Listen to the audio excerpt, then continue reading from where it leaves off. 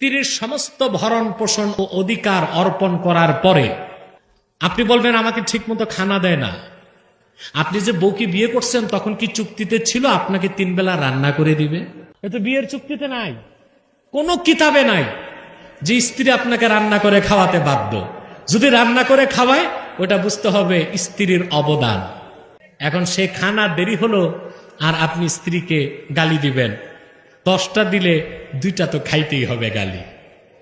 কথা বলেন, কারণ এখনকার মহিলারা তার রাবেয়া বসরির মতো না। একদিন বলবেন, 2 দিন বলবেন, 3 দিন বলবেন, 4th দিন সে তো 2টো কথা বলবেই। তখন আপনি বলবেন তালাক দিয়ে দিব, তালাকে তো সহজ না। কথা বলেন।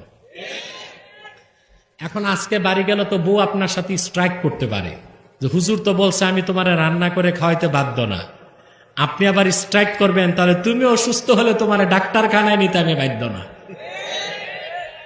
তার মানে উভয়ের কাছে আটকা আছেন। কথা বলে না।